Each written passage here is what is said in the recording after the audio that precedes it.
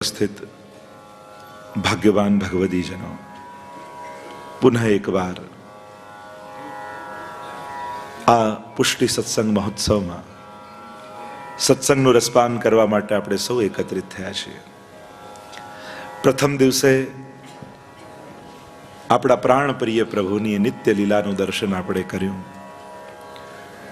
ગઈકાલે એ પરમ મધુર એવા આપણા શ્રીજીના મધુરાષ્ટકનો રસપાન આપણે કર્યો.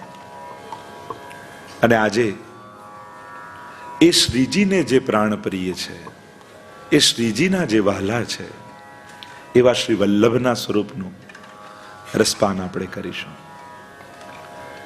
પુષ્ટિ માર્ગના તો આ એક એક સ્તોત્રો, એક એક કીર્તનો, એક એક સ્વરૂપો એવા દિવ્ય છે, અનંત છે, રસમય છે, આનંદમય છે. અને આપણે બધા જ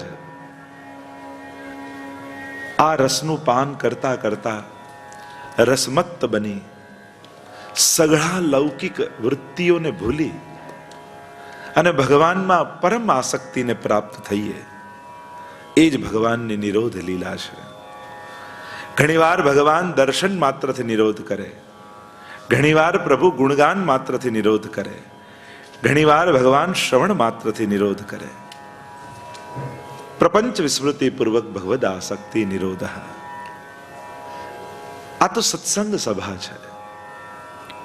અહીંયા તમે સાંભળીને શ્રવણ ભક્તિ કરો, હું બોલીને કીર્તન ભક્તિ કરું. અહીંયા કોઈ વક્તા અને શ્રોતા નથી. અહીંયા શબ્દોના આદાન પ્રદાન નથી. અહીંયા તો ભાવના આદાન પ્રદાન છે, શ્રદ્ધાના આદાન પ્રદાન છે, શ્રવણ માધ્યમ છે. કારણ કે શ્રવણ તો કેવલ કાનનો વિષય છે. આપણે તો રોમ રોમમાં રસને વ્યાપ્ત કરવાનો છે. અને એટલા માટે આ સત્સંગની દિવ્યતા કઈ અનોખી છે. કારણ કે રોજ રોજ વિવિધ રસોને આપણે પાન કરવાના છીએ. અને આજનો વિષય જે આપણને તો સાંભળવો ગમે, પણ જે ગુણગાન ઠાકોરજીને સાંભળવા અધિક ગમે છે, એવો આજનો વિષય શ્રી વલ્લભ સ્વરૂપ દર્શન, શ્રી મહાપ્રભુજીના ગુણગાન. એટલે જ તમારા દયારામભાઈ કહે, જે જન ઉપર વહાલ ઘણું વ્રજપતિને આવે, એને મુખ વલ્લભ નામ જપ બતાવે. કે જેના ઉપર ઠાકોરજીને અતિશય વહાલ આવે, અને અતિશય વહાલ આવે ત્યારે કંઈક ઉત્તમ આપવાની ઈચ્છા થાય કે હું શું કરું, શું આપું આને. જ્યારે તમે બહુ ભાવથી સેવા કરો ને, ત્યારે ઠાકોરજીને તમારા પર અતિશય વહાલ આવે. ઠાકોરજીને આ વિશ્વમાં સૌથી પ્રિય કોઈ તત્વ હોય તો એમના ભક્તો છે. અને ભક્તો જ્યારે ભાવથી સેવા કરે ત્યારે પ્રભુને બહુ વહાલ આવે. અને ખૂબ વહાલ આવે તો એમ થાય કે આને શું આપું, તો કે મને સૌથી વધારે પ્રિય છે એવું કંઈક આપું. અને ત્યારે એ ભક્તોના મુખમાં શ્રી વલ્લભના ગુણગાન આપે છે. તો એવા શ્રી વલ્લભના ગુણગાન કરવા માટે આપણે સૌ એકત્રિત થયા છે. હું ને તમે બંને ખૂબ ભાગ્યશાળી છીએ. મારા જીવમાંથી વલ્લભ વલ્લભ નીકળશે એટલે હું ભાગ્યશાળી, અને તમારા કર્ણમાં શ્રી વલ્લભ વલ્લભ પડશે એટલે તમે ભાગ્યશાળી. જગત જપે નૃપ નામ રહ્યો જ સગળે ફેલી, पटरानी નું नाम लहे रहे जे रंग महली. दयाराम भाई तो कहते हैं कि प्रभु तो राजा की तरह है, और राजा को तो सब जानते होते हैं. આખી પ્રજા રાજા કેવો દેખાય, કેવો સામર્થ્ય વાળો છે, કેવો ગુણ વાળો છે, એ બધાને ખબર હોય. પણ રાણીને તો એ જ જાણી શકે જે રંગ મહેલના જીવો હોય. એમ અમારા શ્રીનાથજી બાબા તો રાજા જેવા છે. એ નાથદ્વારામાં એવા દરબાર ખોલીને બિરાજમાન છે કે રોજના હજારો લાખો વૈષ્ણવો દર્શન કરી જય ઘોષ કરીને જાય. પણ એ શ્રીજીના હૃદયમાં જે શ્રી વલ્લભ બિરાજમાન છે, એ સ્વામીજી રૂપ વલ્લભને તો એ જ જાણી શકે જે નિત્ય લીલાના જીવો હોય, જે નિજ લીલાના જીવો હોય. કારણ કે શ્રી વલ્લભ તો સ્વામીની રૂપ છે. તો એવા શ્રી વલ્લભના ગુણગાન હું કરીશ. કયા વલ્લભના ગુણગાન કરીશ? તમે કહો અમે કૃષ્ણને પ્રેમ કરીએ છીએ, તો હું પૂછું કયા કૃષ્ણને પ્રેમ કરો છો? એ યશોદાજીની ગોદમાં ખેલતો એ કૃષ્ણ, એ સખાઓની સાથે માખણ ચોરી કરવા જતો એ કૃષ્ણ, એ રાસમાં ગોપીજનોની મધ્યમાં પ્રગટ થતો એ કૃષ્ણ, એ રણ છોડીને ભાગતો એ રણછોડ કૃષ્ણ, એ દ્વારકામાં 8 પટરાણીઓ સાથે બિરાજતો એ દ્વારકાધીશ કૃષ્ણ, કયા કૃષ્ણ માતાને પ્રેમ છે? આપણે તો એમ જ કહીએ ને કે સ્વામીજીના હૃદયમાં જે સદાય વિહાર કરે છે એ કૃષ્ણને અમે ચાહીએ છીએ. તો એમ વલ્લભને પ્રેમ કરવાની વાત આવે ત્યારે હું પૂછું કયા શ્રી વલ્લભની વાત કરવાનો છે? એ જગતગુરુ રૂપે વિરાજમાન થયા, એ હિન્દુ ધર્મના પ્રધાન આચાર્યોમાં જે સ્થાન પામ્યા, એ જેમને શુદ્ધાદ્વૈત બ્રહ્મવાદની સ્થાપના કરી એ શ્રી વલ્લભ, એ કણકાભિષેકનો જ્યારે સ્નાન કર્યા એ શ્રી મહાપ્રભુજી, કયા મહાપ્રભુજીની વાત કરીએ છીએ? તો કે શ્રી દમલાજીના હૃદયમાં જે બિરાજે છે ને એ શ્રી વલ્લભની વાત કરવાની છે. કારણ અમારા વલ્લભ તો એ છે જે શ્રી દમલાજીના હૃદયની કુંજમાં સદાય વિહાર કરે છે. તો શ્રી મહાપ્રભુજીના તો અનંત સ્વરૂપો શ્રી ગુસાઈજી પ્રભુ ચરણે ખૂબ કૃપા કરી. સર્વોત્તમ સ્તોત્ર, શ્રી વલ્લભાષ્ટક અને સપ્તશ્લોકી, આ ત્રણેયના માધ્યમથી શ્રી વલ્લભને સમજાવ્યા. એકમાં નામ, બીજામાં રૂપ, ત્રીજામાં ગુણ. અને આ ત્રણેય પાઠ જ્યારે કરીએ ત્યારે શ્રી વલ્લભનું આરાધન પૂર્ણ થાય. તો આ ત્રણેયના માધ્યમથી શ્રી ગુસાઈજી પ્રભુ ચરણે ખૂબ કૃપા કરી છે. અને સ્પષ્ટ ગુસાઈજીનો મત છે, શ્રી વલ્લભ નામ ધેય સદૃશો ભાવી ન ભૂતોસ્ત્યપી. શ્રી મહાપ્રભુજી જેવું કોઈ થયું નથી, છે નહીં અને થવાનું નથી. श्री वल्लभ तो एक वल्लभ है, उनके जैसा कौन हो सकता है? और हमारे शिक्षा पत्र में हरिराय जी तो समझाते हैं, श्री महाप्रभु जी, यमुना जी, गिरिराज जी, ये सब ऐसे तत्व हैं कि इनकी समानता किसी के साथ करो भी मत. आमना जेवुं बीजું કોઈ નથી. આપણને એમ થાય ક્યાંય પર્વત જોઈએ તો કે કેવું ગિરિરાજજી જેવો પર્વત છે, ક્યાંય યમુનાજી જોઈએ, ક્યાંક નદી જોઈએ તો કેવા યમુનાજી જેવા છે. હરિરાયજી કહે એમના જેવું બીજું કોઈ હોઈ જ ના શકે. શ્રી યમને તુમસી એક હો જો તુમ હી, શ્રી વલ્લભ નામ ધેય સદૃશો ભાવી ન ભૂતોસ્ત્યપી. કારણ કે આપણાથી કોઈ શ્રેષ્ઠની સાથે સરખામણી થાય તો પ્રશંસા કહેવાય, પણ આપણાથી હીનની સાથે સરખામણી થાય તો નિંદા કહેવાય. કોઈ મહેમાન તમારા ઘરે આવે ને તમને જોઈને એમ કે કેવા એમના ઘરે કામ કરવા બાઈ આવે છે ને એના જેવો જ ફેસ છે શેઠાણીનો, તો તમને ગમે? હા, કામવાળી બાઈને ગમે કે જો મને શેઠાણી સાથે સરખાવે, પણ તમને નથી ગમતું. એમ અમારા ગિરિરાજજી, શ્રી યમુનાજી, મહાપ્રભુજી, વ્રજમંડલ, એની સરખામણી તો કોની સાથે થઈ શકે? સંભવ જ નથી. આ એવા દિવ્ય રસાત્મક તત્વો છે, કોઈ પણ લૌકિક તત્વો સાથે આમની સમાનતા ન થઈ શકે. તો આજે એ ગુણગાન કરવાના છે. એકવાર દમલાજી ને ગુસાઈજી વિરાજ્યા છે આસપાસ, અને ગુસાઈજી પ્રશ્ન કરે છે. તો ગુસાઈજીની સામે દમલાજીને પ્રશ્ન કર્યો ગુસાઈજીએ કે તમે મહાપ્રભુજીને શું કરીને જાણો છો? અને આજે કદાચ હું તમને બધાને પ્રશ્ન કરું કે શ્રી વલ્લભને તમે શું કરીને જાણો છો? કોઈ કહે ગુરુ, કોઈ કે मार्गदर्शक, कोई कहे उपदेशक. श्री वल्लभ को कहा करी के जानो हो? दमला जी ने बड़ा सुंदर उत्तर दिया. आप सब जानते हैं. सामने मानो प्रश्न रखा कि दान बड़ो कि दाता, बड़ा कौन है, दान के दाता?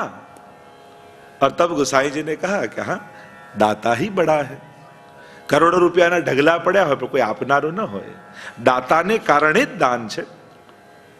કોઈ પણ વસ્તુ લૌકિક કે અલૌકિક એના ઉપયોગ કરનારા ઉપર આધાર રાખે છે. વૈષ્ણવ માટે તો કોઈ પદાર્થ લૌકિક નથી, કારણ એનો પ્રત્યેક મળેલી વસ્તુનો વિનિયોગ એને પ્રભુમાં કરવાનો છે. અને પ્રભુમાં જ્યારે વિનિયોગ બુદ્ધિ આવે ત્યારે ક્યાં કંઈક લૌકિક રહે છે. તો કહ્યું દાન બડો કે દાતા? તો કહ્યું દાતા. દમલાજી એ જ કહ્યું કે દાન શ્રીનાથજી છે અને દાતા મહાપ્રભુજી છે. જો શ્રી મહાપ્રભુજી અમને શ્રીજીને ન બતાવ્યા હોત તો અમે ક્યાં જાણવાના હતા? અને એટલા માટે જે પ્રભુને પણ આપી એ જ महाप्रभु कहवाए. एक महाप्रभु जी में ऐसा सामर्थ्य है जो स्वयं प्रभु का दान दे सकते हैं. अदेय दान दक्षश्च महोदार चरित्रवान. કોઈ ન આપી શકે એવું દાન આપવાનું સામર્થ્ય શ્રી મહાપ્રભુજીમાં છે.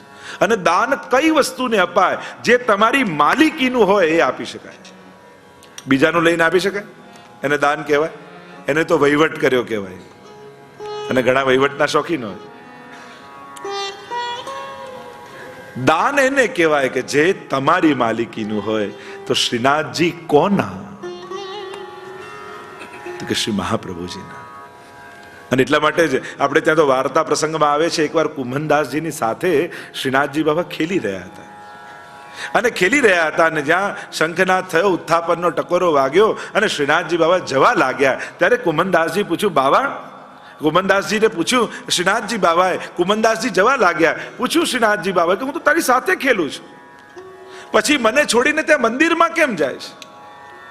ત્યારે કુમનદાસજી બે હાથ જોડીને કહ્યું, ક્ષમા કરજો પ્રભુ, અહીંયા તો આપ સ્વતંત્ર કૃપા કરવા માટે પધાર્યા છો, પણ ત્યાં તો આપને મહાપ્રભુજીએ પધરાવે છે, એટલે અહીંયાથી આપ જઈ શકો પણ ત્યાંથી આપ ક્યાંય ન ભાગી શકો. અને એટલા માટે પ્રભુ તો અતિ સુલભ છે. ગમે ત્યાંથી સ્વરૂપ લઈને તમે સેવા શરૂ કરી શકો છો, પણ વૈષ્ણવ માટે મહત્તા ત્યારે થાય જ્યારે એ શ્રીનાથજી બાબા વલ્લભે પધરાવી આપ્યા હોય. કારણ કે પુષ્ટાવું એટલે શું? પુષ્ટાવું એટલે શ્રી મહાપ્રભુજીના હૃદયમાં જે શ્રીજી બિરાજે છે એમને આ સ્વરૂપમાં પધરાવવા. બાકી ઠાકોરજીનો તો ક્યાં અભાવ છે? એ તો કણકણમાં બિરાજમાન છે. આ વિશ્વનું કયું એવું કણ છે જ્યાં પ્રભુ ન હોય? પછી પુષ્ટાવા શા માટે પડે છે? એ પુષ્ટાવીએ છે એટલા માટે કે શ્રી વલ્લભના હૃદયમાં જે શ્રીજી છે ને, કારણ કે એ અદેય દાન દક્ષ, અને પાછા દક્ષ છે. દાન આપવામાં ઉદાસીન નથી, દાન આપવામાં ચતુર છે. કઈ રીતે શ્રીજીને વૈષ્ણવના ઘરે પધરાવી દેવા એ ચતુરાઈ પણ આપનામાં છે. કારણ કે આ જીવનું પ્રાગટ્ય જ ભગવત સેવા માટે થયું છે. આ પુષ્ટિ જીવ છે અને એ પુષ્ટિ જીવ પ્રભુથી અલગ ન રહી જાય. અને એટલા માટે એ બંનેનો હસ્તમેળાપ કરાવવાની ચતુરાઈ પણ વલ્લભમાં છે. અને એટલા માટે મહાપ્રભુજી કૃપા કરી એ જીવના ઘરે શ્રીજીને પધરાવી દે. આપણે ત્યાં એમ પ્રસંગ કહેતા ને કે શ્રીનાથજી બાબાને મહાપ્રભુજીએ કહ્યું કે બાબા, મારી ઈચ્છા છે કે આપ ઘર ઘરમાં બિરાજો. ઠાકોરજી કહે, પણ મારો તો સંકલ્પ છે, વૃંદાવનમ પરિત્યજ્ય પાદમેકમ ન ગચ્છતિ. વ્રજ છોડીને એક ડગલું બહાર નથી જતો. મહાપ્રભુજી કહે, મારો મનોરથ છે કે આપ બધાના ઘરે બિરાજો. શ્રીનાથજી કે, હું વ્રત છોડીને જાઉં નહીં, કરવું શું? મહાપ્રભુજી કે, મારી પાસે વચલો રસ્તો છે, જેથી આપનો સંકલ્પ રહી જાય અને મારો મનોરથ પૂરો થઈ જાય. શ્રીનાથજી બાબા કહે, કયો વચલો રસ્તો? મહાપ્રભુજી કહે, આપનો સંકલ્પ કે વ્રત છોડીને જાઓ નહીં, મારી ઈચ્છા છે કે ઘર ઘરમાં બિરાજો. તો પ્રભુ એવું કરો, હું જેના ઘરે પુષ્ટાવીને આપને પધરાવું એનું ઘર આપ બ્રજ બનાવી દેજો, એટલે આપનો સંકલ્પ રહી જાય અને મારો મનોરથ પૂરો થઈ જાય. અને એટલા માટે જેના ઘરે પ્રભુ પધારે, અવધ તહાં જહાં રામ નિવાસુ. અવધ કહાં? જહાં રામ રહેતે. તો વ્રજ કહાં? જ્યાં ઠાકોરજી બિરાજતે. તો જેના ઘરે પ્રભુ બિરાજે છે, સૌથી પહેલા તો એ દરેક જીવને હું વંદન કરું છું કે જેના ઘરે ઠાકોરજી બિરાજમાન છે. તમે ભાગ્યશાળી છો. તમારું ઘર નંદાલય બન્યું છે. મહાપ્રભુજીની કૃપાથી એ સઘળી લીલાઓ આજે તમારા ઘરે થઈ રહી છે. તો એવા શ્રી મહાપ્રભુજીના સ્વરૂપની વાત કરવાની છે, જે કહ્યું કે દાન બડો કે દાતા.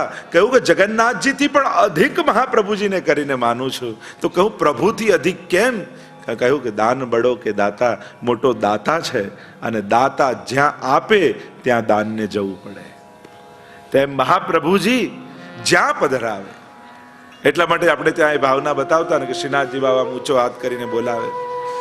તો હવે કોઈને બોલાવીએ તો આમ બોલાવાય ને, આમ બોલાવાય. શ્રીનાથજીનો હાથ તો આમ છે, અને આપણે કહીએ એક તારો હાથ ઊંચો શ્રીનાથ, સૌને બોલાવતો ઊંચો કરી હાથ. તો આમ કેમ બોલાવે છે? તો ભાવના બતાવી કે શ્રીનાથજી બાબાનું વામ અંગ એ સ્વામીજીનું અંગ છે, દક્ષિણ અંગ એ મર્યાદા અંગ છે, તો ડાબુ અંગ પુષ્ટિ અંગ છે, સ્વામીજી રૂપ છે. અને એટલા માટે શ્રીનાથજી કહે છે સીધો ના આવ, સ્વામીજી રૂપ શ્રી વલ્લભના શરણ થઈને આવજે, તો હું તારો સ્વીકાર કરીશ. એટલા માટે રસખાનજી પણ જ્યારે શ્રીનાથજી બાબાને જોયા પકડવા દોડ્યા.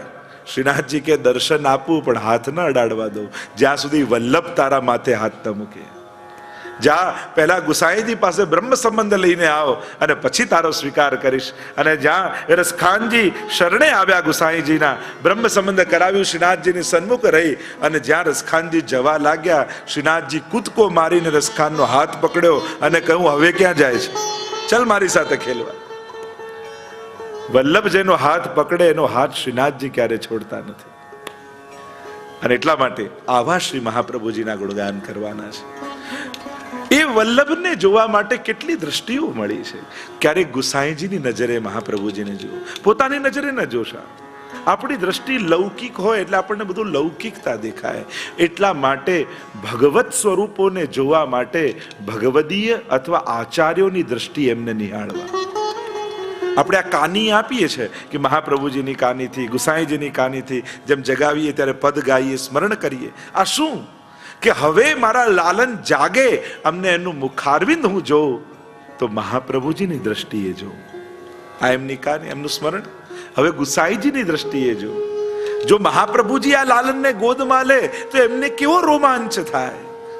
હવે એવા મહાપ્રભુજીના ભાવને હૃદયમાં પધરાવી હવે લાલનને ગોદમાં લઈશ.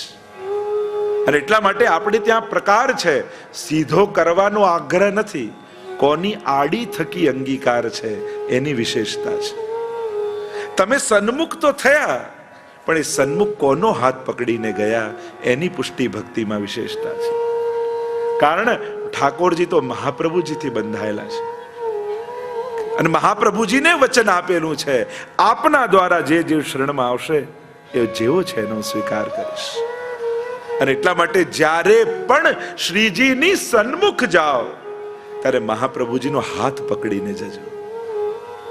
આપણે ત્યાં એટલે જ પ્રાચીન મંદિરોમાં એક ક્રમ હતો કે ત્યાં આચાર્યોની ગાદીજી બિરાજતી.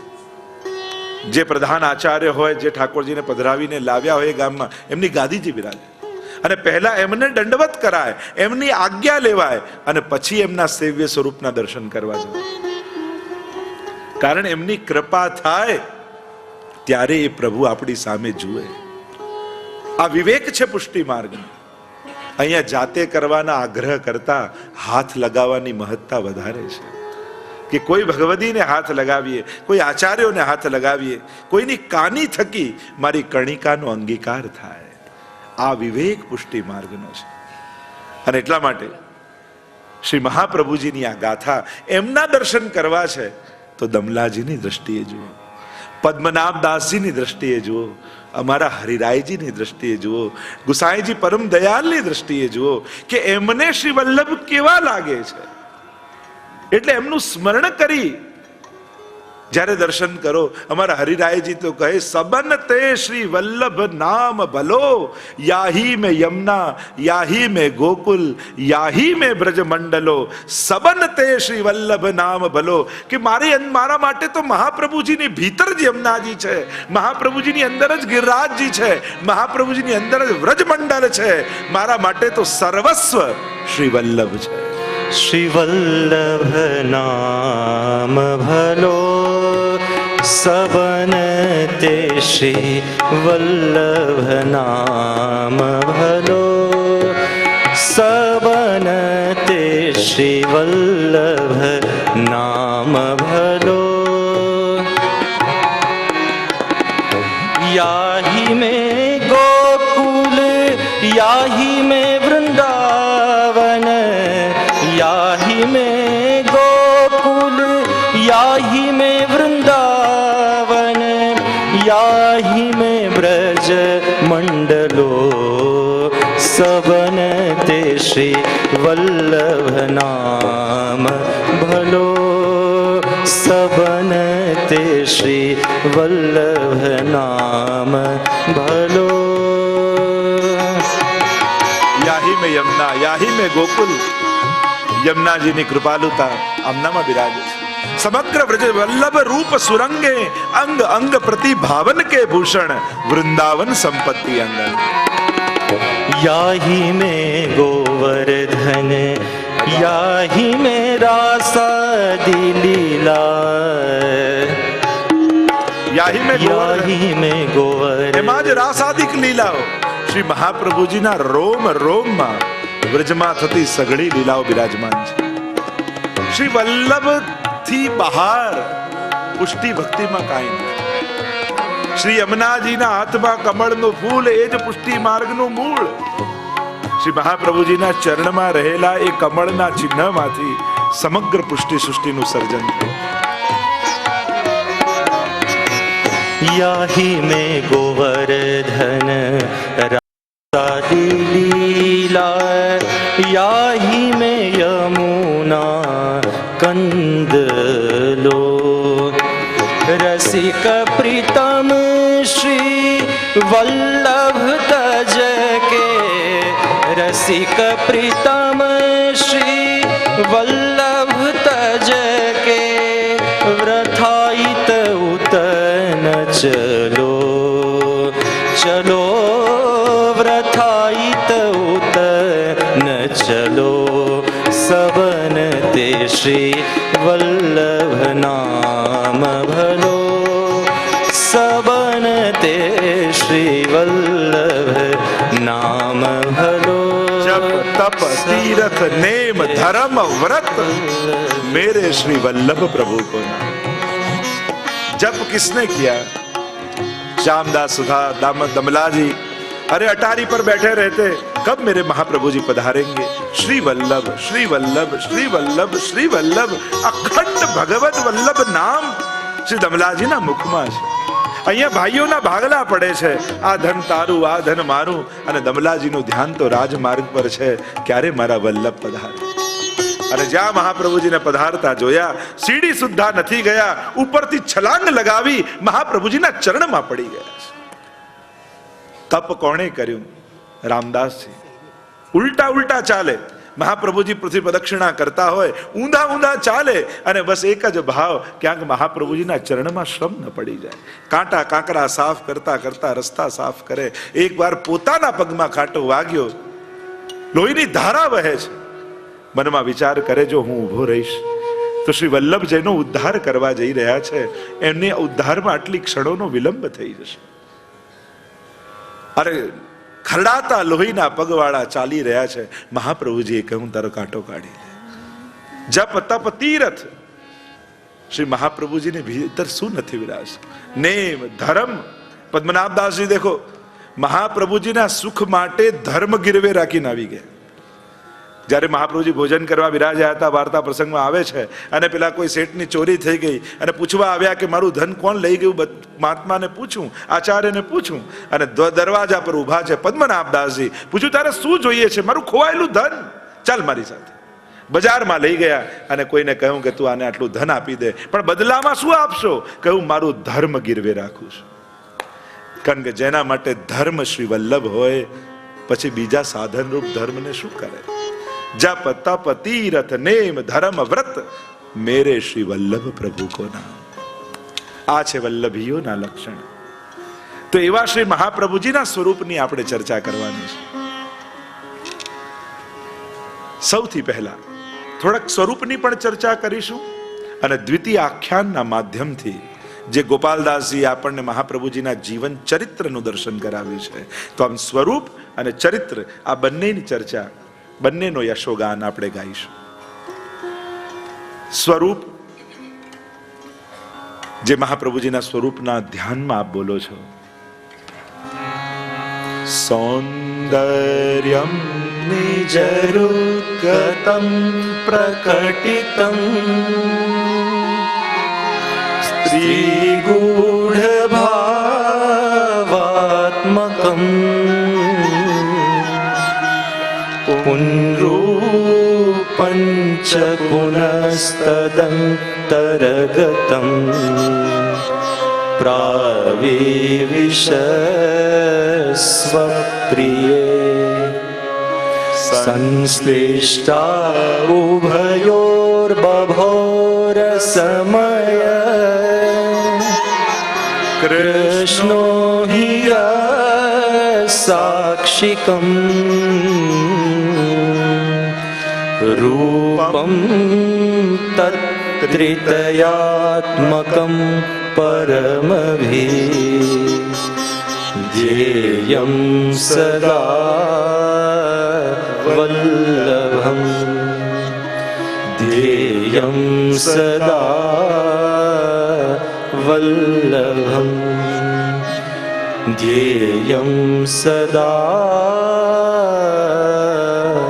वल्लभम् ધ્યેયમ સદા વલ્લભમ. એવા શ્રી વલ્લભનું ધ્યાન કરીએ છીએ. કેવા શ્રી વલ્લભ? સૌંદર્યમ નિજરુદગતમ પ્રકટિતમ. દેખો, મહાપ્રભુજીના ભૂતલના પ્રાગટ્યની તો ચર્ચા કરીશું. પહેલા ચર્ચા કરીએ શ્રી વલ્લભના લીલાત્મક પ્રાગટ્યની. નિત્ય લીલામાં શ્રી વલ્લભનું પ્રાગટ્ય છે અને પછી એ ભૂતલ પર પધાર્યા. મેં ગઈકાલે જ કહ્યું હતું, પુષ્ટિ ભક્તિમાં આ ત્રણ શબ્દોની મહત્તા છે: ઐશ્વર્ય, સૌંદર્ય અને માધુર્ય. ઐશ્વર્ય શ્રી યમુનાજીમાં છે. અષ્ટવિધ ઐશ્વર્ય પ્રભુના બિરાજમાન છે, જે યમનાષ્ટકના શ્લોકોમાં 8 શ્લોકોમાં ગણવામાં આવે. સૌંદર્ય શ્રી વલ્લભમાં બિરાજમાન છે, માધુર્ય શ્રીજીમાં બિરાજમાન છે. તો સૌંદર્યમ નિજ હૃદગતમ પ્રકટિતમ સ્ત્રી ગૂઢ ભાવાત્મકમ. સહજ ભાષામાં સમજાવવાનો પ્રયાસ કરીશ, આપણને બધાને સમજાય એ રીતે ચર્ચા કરીશ. આ સૌંદર્ય પદ એમ તો ઘણું ગૂઢ છે, ઘણી ભાવાત્મક ચર્ચાઓ છે. ઠાકોરજી અને સ્વામીજી એમની લીલા ત્યાં નિત્ય લીલામાં અખંડ રૂપે ચાલે છે.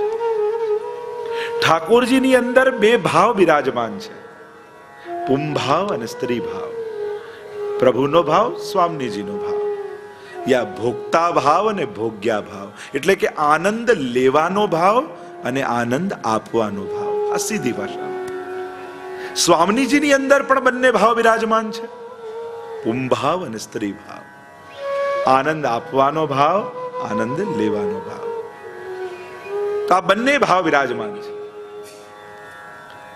એકવાર ઠાકોરજી અને સ્વામીજી જેમની અખંડ લીલાઓ થાય, એકવાર પ્રભુ નિકુંજમાં બિરાજમાન છે અને નિકુંજમાં બિરાજેલા પ્રભુ સ્વામીજીના ચિંતનમાં એવા મગ્ન બની ગયા, રાધા રાધા રાધા રાધા. ઠાકોરજીના રોમ રોમ માંથી સ્વામીજીનું સ્મરણ થવા લાગ્યું અને કહેવાય છે કે પ્રભુનું આખું શ્રીઅંગ દર્પણ જેવું થઈ ગયું ને એમાં રાધાજીનું પ્રતિબિંબ દેખાવા લાગ્યું. એવા મગ્ન બન્યા. એટલામાં સ્વામીજી શ્રી ઠાકોરજીને મળવા પધાર્યા અને મળવા પધાર્યા અને દૂરથી જોયું તો કોઈ ગોપીનું પ્રતિબિંબ, જેમ રાધાજીનું પ્રતિબિંબ સ્વયં પ્રદર્શિત થતું હતું પ્રભુના હૃદયમાં. અને સ્વામીજીને એમ થયું કે કોઈ ગોપીજન ઠાકોરજીની પાસે બિરાજમાન છે. અને જ્યાં આવું થયું કે એમ થયું કે કોઈ ગોપીને લઈને ઠાકોરજી બિરાજ્યા છે. અને સ્વામીજીએ માન ધરી દીધું, અરે હું પ્રભુને મળવા આવી અને પ્રભુ કોઈ અન્ય ગોપી સાથે બિરાજ્યા છે, જાઓ પ્રભુ આપની સાથે વાત નહીં કરું. અને પીઠ દઈને સ્વામીજી બિરાજી ગયા. ઠાકોરજીને થયું કે અરે, હું સ્વયં સ્વામીજીના ચિંતનમાં હતો અને મારા રોમ રોમમાં સ્વામીજી જ પ્રગટ થયા હતા અને હું એમના ચિંતનમાં આટલો મગ્ન હતો, છતાંય સ્વામીજી માન ધરે છે, તો જાઓ સ્વામીજી, હું પણ આપની સાથે વાત નહીં કરું. આવી માન લીલા તો હંમેશા ચાલતી અને ઠાકોરજી પણ પીઠ દઈને બિરાજી ગયા. પણ બંનેની સંકટ એ છે કે આ બંને એકબીજાને જોયા વગર એક ક્ષણ રહી શકતા નથી. જ્યાં કેવલ મુખ ફેરવીને બેઠા, અહીંયા સ્વામીજીના હૃદયમાં એવો તાપ થયો પ્રભુને મળવાનો કે રહી ન શકે. અને ત્યાં ઠાકોરજીના હૃદયમાં એવો તાપ, પ્રબળ વિપ્રયોગ પ્રગટ થયો, કારણ કે સ્વામીજીને જોયા વગર એક ક્ષણ ન રહી શકે. અને એ જ સમયે સ્વામીજીના હૃદયમાંથી પુમ ભાવ, ઠાકોરજીનો ભાવરૂપ, અને ઠાકોરજીના હૃદયમાંથી સ્ત્રી ભાવરૂપ, સ્વામીજીનો ભાવ, આ બંને પ્રગટ થયા. અને ત્રીજું સાક્ષી સ્વરૂપ પ્રગટ થયું. અને આ ત્રણેય સાક્ષી સ્વરૂપ એટલા માટે, કારણ આનંદ તો લીલામાં પ્રગટ થાય, પણ જ્યાં સુધી સાક્ષી ભાવે એનું દર્શન ન કરે ત્યાં સુધી લીલાના રસનો સંપૂર્ણ આનંદ અનુભવ ન થાય. એક્ઝામ્પલ આપીને સમજાવું તો, એક ઓરડામાં બહુ સુંદર સુંદર દાગીના અને શણગાર અને વસ્ત્રો રાખ્યા છે, બહુ સારામાં સારા તમારા પહેરવા માટે, અને તમે પહેરવા ગયા પણ એ ઓરડામાં ક્યાંય અરીસો ન હોય તો તમને આનંદ આવે? તમે ગમે તેટલા સારા દાગીના પહેર્યા હોય, ગમે તેટલા સારા વસ્ત્રો પહેર્યા હોય, પણ જ્યાં સુધી સાક્ષી ભાવે તમે તમારી જાતને ન જોઈ લો ત્યાં સુધી એ દાગીના પહેરવાનો આનંદ આવતો નથી. તમને પૂર્ણ રસ, પૂર્ણ આનંદ નથી અનુભવ થતો. ખાલી પહેરવાનો જ આનંદ નથી હોતો, એ તો લીલા કરી પહેરવાની, પણ જ્યાં સુધી તમે એનો દર્શન કરી અને એનો આનંદ ન માણો ત્યાં સુધી એ રસનો સંપૂર્ણ અનુભવ નથી થતો. એમ ઠાકોરજીને સ્વામીજી લીલા કરે છે, પણ એ સાક્ષી સ્વરૂપ પ્રગટ કરી અને સ્વયંની લીલાના આનંદને સંપૂર્ણ રૂપે માણે છે. તો આ ત્રીજું સાક્ષી સ્વરૂપ પ્રગટ થયું. અને એ સાક્ષી સ્વરૂપ જે પુંભાવ અને સ્ત્રી ભાવ યુક્ત છે, ઠાકોરજી પાસે પધાર્યા અને કહ્યું, અરે સ્વામીજી તો માન ધરે, પણ એમને કોઈ ગલત ફહેમી થઈ ગઈ. એમને થયું કે અન્ય કોઈ ગોપી બિરાજમાન છે અને એટલા માટે આપનાથી રિસાઈ ગયા. અને એમ સુંદર સુંદર વચનો કહી ઠાકોરજીને મનાવ્યા. આવ્યા સ્વામીજી પાસે અને સ્વામીજીને મનાવ્યા કે અરે ઠાકોરજીની પાસે બીજું કોઈ જ નહોતું. એ આપનું ચિંતન કરતા કરતા આપનું જ સ્વરૂપ આપના શ્રીઅંગમાં વ્યાપી ગયું હતું, અને આપે માન ધર્યું એ ખોટું કર્યું. અરે એ તો આપના જ ચિંતનમાં હતા, એ તો સદાય આપનું જ નામ જપતા રહે છે, આપને જોયા વગર એક ક્ષણ રહી શકતા નથી. અને જ્યારે આવા વચનો સ્વામીજીને કહ્યા ત્યારે સ્વામીજીને ખૂબ તાપ થયો. અરે મેં પ્રભુ સાથે ખોટો માન ધર્યો, ખોટો ઝઘડો કર્યો, લાવ પ્રભુને જઈને મનાવું. અને શ્રી વલ્લભ સ્વામીજીનો હસ્ત પકડીને લઈને આવ્યા ઠાકોરજી પાસે, અને સ્વામીજી નીચે બિરાજમાન થયા. બે હાથ જોડી અને ઠાકોરજી આગળ 3 વાર પંચાક્ષર મંત્રનો ઉદ્ઘોષ કર્યો. અને એ સમયે પંચાક્ષર મંત્રનું પ્રાગટ્ય લીલામાં થયું કે હે કૃષ્ણ હું તમારી છું, હે કૃષ્ણ હું તમારી છું, હે કૃષ્ણ હું તમારી છું. અને આમ જ્યારે સ્વામીજીના મુખમાંથી આ પંચાક્ષર મંત્રનું પ્રાગટ્ય નિત્ય લીલામાં ઠાકોરજીની સન્મુખ થયું. અને જ્યારે 3 વાર ઉચ્ચારણ કર્યું, પ્રભુનું પણ માન હરાઈ ગયું. અરે સ્વામીજી, હું તો સદાય આપના ચિંતનમાં રહું છું. અને હાથ પકડી સ્વામીજીને નિકટ સિંહાસન પર બિરાજમાન કરી લીધું. અને જ્યાં એક બેકને જોઈને પ્રસન્ન થવા લાગ્યા, તો આ લીલામાં સાક્ષી રૂપ પ્રગટેલું આ સ્વરૂપ બંને યુગલ સ્વરૂપની નીચે આવીને બિરાજમાન થઈ ગયું. બે હાથ જોડી અને ત્યારે એમના મુખમાં શબ્દો ઉચ્ચર્યા કે શ્રી એટલે સ્વામીજી, કૃષ્ણ એટલે ઠાકોરજી. અને ત્યાં આ સ્વરૂપના મુખમાંથી શબ્દો નીકળ્યા, શ્રી કૃષ્ણ શરણમ મમ, શ્રી કૃષ્ણ શરણમ મમ, શ્રી કૃષ્ણ શરણમ મમ. અને આમ અષ્ટાક્ષર મંત્રનું લીલામાં પ્રાગટ્ય થયું. આ 2 મંત્રોના પ્રાગટ્ય લીલામાં છે. અને જ્યારે એ જ સ્વામીજી રૂપ ભૂતલ પર પધાર્યા ત્યારે દૈવી જીવોને આ મંત્ર આપ્યા છે. અને જ્યારે આ બંને જ્યારે મંત્રનું ઉચ્ચારણ એ સાક્ષી સ્વરૂપના મુખમાંથી સાંભળ્યું ત્યારે યુગલ સ્વરૂપ ખૂબ પ્રસન્ન થયું અને કહ્યું કે આપે અમારા માનને દૂર કર્યું છે, એટલે આપ અમને બંનેને અતિશય પ્રિય છો, એટલે અમે આપનું નામ શ્રી વલ્લભ રાખીએ છીએ. બોલીએ શ્રી વલ્લભાધીશ કી જય. અને નિત્ય લીલામાં ત્યારે આ સ્વરૂપનું નામ શ્રી વલ્લભ રૂપે નામાભિકરણ સ્વયં ઠાકોરજી અને સ્વામીજીએ કર્યું. વલ્લભનો અર્થ થાય અતિ પ્રિય, જે અતિશય પ્રિય હોય. એટલે આપણે કહીએ પ્રાણ વલ્લભ, જે પ્રાણથી પણ પ્રિય છે. તો જે ઠાકોરજી અને સ્વામીજીને અતિશય પ્રિય છે એમનું નામ નિત્ય લીલામાં પડ્યું શ્રી વલ્લભ. આમ નિત્ય લીલા ગોલોક ધામમાં શ્રી મહાપ્રભુજીના પ્રાગટ્યની વાત કરી. એકવાર નિત્ય લીલામાં રાસ થઈ રહ્યો છે. જો આપણે ત્યાં શ્રી મહાપ્રભુજીના 3 સ્વરૂપોની ચર્ચા, રૂપમ તત ત્રિતયાત્મકમ પરમભિધેયમ સદા વલ્લભમ. ત્રિતયાત્મક સ્વરૂપ મહાપ્રભુજીના માનવામાં આવે. ભક્તિ માર્ગમાં આ 2 ભેદ સમજવા, આકાર અને સ્વરૂપના. ગિરિરાજજી પર્વત આકારે છે પણ સ્વરૂપથી તો હરિદાસ વર્રે છે. યમુનાજી નદી આકારે છે પણ સ્વરૂપથી તો નમત કૃષ્ણ તુર્ય પ્રિયામ, ચતુર્થ પ્રિયા છે. મહાપ્રભુજીનું પણ એક નામ સર્વોત્તમ સ્તોત્રમાં ગુસાઈજી કહે છે, સન મનુષ્યાકૃતિ. મનુષ્ય આકારે છે પણ મનુષ્ય નથી. સાધારણ લૌકિક મનુષ્ય જેવો દેહ નથી. પ્રાકૃત ધર્માનાશ્રયમ અપ્રાકૃત નિખિલ ધર્મ રૂપમિતિ નિગમ પ્રતિપાદ્યમ યત્તચ્છુદ્ધમ સાકૃતિ સ્તૌમિ. પ્રાકૃત ધર્માનાશ્રયમ, અહીંયા પ્રાકૃત ધર્મોનો આશ્રય નથી, અલૌકિક છે. અંગ અંગ પ્રતિભાવન કે ભૂષણ. એ તો વ્રજમાં થતી સમગ્ર લીલાનું રસમય સ્વરૂપ. એટલે મહાપ્રભુજીના સ્વરૂપોની ચર્ચા આચાર્યોની વાણીમાં અને ભગવદીયની વાણીમાં ક્યાંક એમને આનંદ સ્વરૂપ કયા, ક્યાં એમને રસ સ્વરૂપ કયા, ક્યાં એમને અગ્નિ સ્વરૂપ કયા, ક્યાં એમને સુધા સ્વરૂપ કયા. આવા અનેક પ્રકારના સ્વરૂપની ચર્ચા છે. અને એટલા માટે આકાર અને સ્વરૂપનો વિવેક વૈષ્ણવે સમજીને કરે. આકારથી શરૂઆત થાય પણ ભક્તિ તો સ્વરૂપની થાય. આનંદ તો સ્વરૂપ દાન કરે. અને એટલા માટે સ્વરૂપ જ્ઞાન હોવું જોઈએ. પુષ્ટિ ભક્તિ એ સ્વરૂપની ભક્તિ છે, સામર્થ્યની ભક્તિ નથી. મર્યાદા ભક્તિ એ સામર્થ્યની ભક્તિ. ભગવાન આવા દયાળુ, ભગવાન આવા કૃપાળુ, ભગવાન આવી કરુણાવાળા, આવા ગુણો સાંભળીને લોકોને ભાવ જાગે એ મર્યાદા ભક્તિ. કારણ કે જ્યારે સામર્થ્ય નહીં દેખાય ત્યારે એ જ પ્રભુમાં અભાવ પણ આવી જશે. પણ પુષ્ટિ ભક્તિ એટલે સ્વરૂપની, સ્વરૂપાસક્તિની ભક્તિ.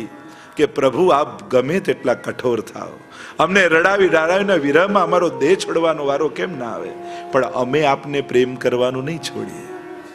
આપ ગમે તેટલા કઠોર કેમ ન થાઓ, અમે આપના સ્વભાવને નહીં, અમે આપને પ્રેમ કરીએ છીએ. આપના સામર્થ્ય નહીં, આપની કોઈ ક્રિયાને નહીં, આપના કોઈ સ્વભાવને નહીં, આપની દયાળુતા कृपालुताने नहीं, हम तो आपको प्रेम करती है. फिर आप सुख दो या दुख दो, पर हम तो आपको प्रेम करने वाली हैं, इसलिए आपकी प्रत्येक दी हुई चीज को भी हम प्रेम करेंगे. आपके दिए हुए सुख का भी आनंद लेंगी और आपके हुए दुख को भी माथे चढ़ा लेंगी, क्योंकि उनकी दी हुई चीज है.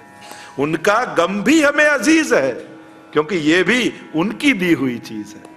તમારું આપેલું દુઃખ પણ અમને પ્રિય છે, કારણ કે તમે આપ્યું છે. પ્રિયનું આપેલું તો અતિ પ્રિય લાગે. અને એટલા માટે શ્રી વલ્લભના રૂપમ તત ત્રિતયાત્મકમ, ત્રિતયાત્મક સ્વરૂપની ચર્ચા છે. જે સર્વોત્તમ સ્તોત્રમાં પહેલા 3 નામ શ્રી ગુસાઈજી પ્રભુ ચરણે આપણને બતાવ્યા, અને બાકી બધા જ નામ એમના સહાયક છે. આનંદ, પરમાનંદ, શ્રી કૃષ્ણાસ્ય. આ પહેલા 3 નામ જેમાં મહાપ્રભુજીના 3 પ્રકારના સ્વરૂપની ચર્ચા કરી છે. તો સ્વરૂપ જ્ઞાન કરવા માટે, કારણ કે જો વ્યક્તિ એક જ હોય પણ અનેક સ્વરૂપે બિરાજમાન હોઈ શકે. પ્રભુ એક જ છે પણ અનેક સ્વરૂપે વિદ્યમાન છે. શ્રી મહાપ્રભુજીના સ્વરૂપમાં આ 3ની વાત. પહેલું નામ સર્વોત્તમ સ્તોત્રમાં કહ્યું આનંદાય નમઃ. અને આનંદાય નમઃ કઈ રૂપમ તત ત્રિતયાત્મકમ, ત્રિતયાત્મક સ્વરૂપ મહાપ્રભુજીના. એનું પહેલું સ્વરૂપ, 3 પ્રકારના સ્વરૂપમાં પહેલું આનંદાય કહીને કહ્યું આપ સાક્ષાત પૂર્ણ પુરુષોત્તમ શ્રી કૃષ્ણ છો.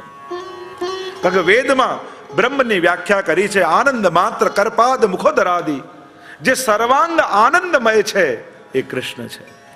કૃષ્ણ શબ્દની વ્યાખ્યા છે કૃષિર્ભુવાચકો શબ્દ નિર્વૃત્તિવાચક તયોરૈક્ય પરબ્રહ્મ કૃષ્ણિત્ય વિધીયતે. કૃષિર્ભૂ ભૂ સત્તાયામ, જેની સર્વત્ર આનંદ રૂપ સત્તા છે એ જ કૃષ્ણ છે. તો પ્રભુ રૂપ સાક્ષાત શ્રી વલ્લભ છે. આપણે ત્યાં તો હરિરાયજી કહે, જે ઠાકોરજી અને વલ્લભમાં ભેદ જાણે એને આસુરી જાણવો. આ બંનેમાં જે ભેદ જાણે, કારણ કે ગુરુ ગોવિંદ હોવું ખડે એ તો મર્યાદા માર્ગની વાત છે.